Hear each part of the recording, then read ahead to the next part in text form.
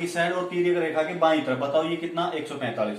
अब तिर्यक रेखा के बाईं तरफ समांतर रेखा के ऊपर ये कितना 145। मेरी बात समझ में आई क्या? उसके बाद ये 145 तो ये भी 145, क्योंकि शीर्षाभिमुख कोण। तो आपने जाना है संगत कोण क्या होते हैं। संगत कोण क्या होते हैं?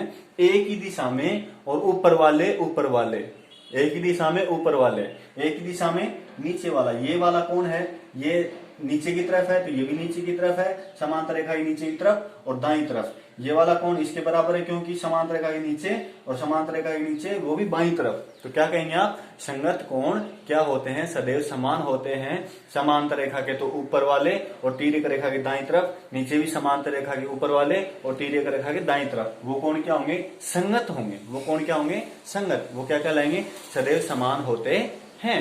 वो कोण सदैव क्या होते हैं? समान होते हैं। उसके बाद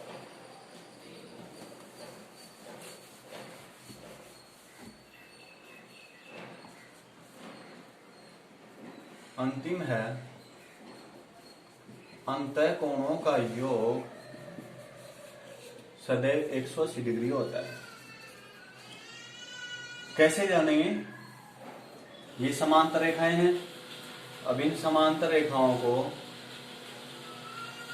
किसी एक अन्य रेखा से कटवा देंगे तो तिर्यक रेखा कहलाई। ये तो समांतर रेखाएं हैं, ये तिर्यक रेखा कहलाई। अब तिर्यक रेखा काटेगी समांतर रेखाओं को, तो अंतःकोण मतलब अंदर की तरफ, समांतर रेखा के अंदर की तरफ, तिर्यक रेखा के दाईं तरफ। ये दोनों आपस में क्या होंगे? 180 डिग्री के कोण बनाएंगे।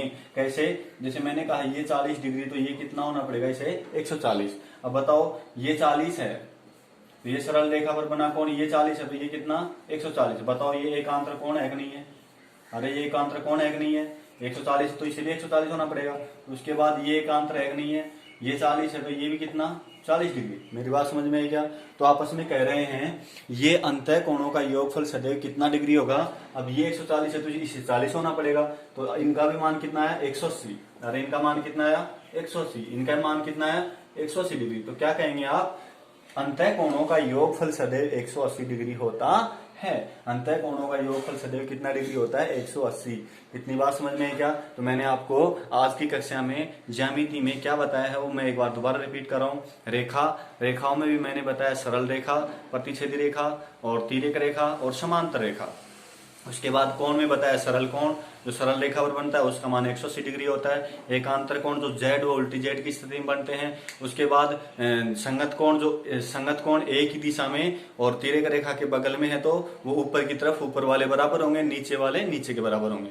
ये क्या होंगे? संगत। अंतःकोणों का योगफल सदैव कितना डिग्री होता है? 180 डिग्री। ये मैंने अंतिम बात कही है। धन्यवाद। इसी तरह से आप मेरे साथ बने रहें। बहुत बहुत आभार। धन्यवाद।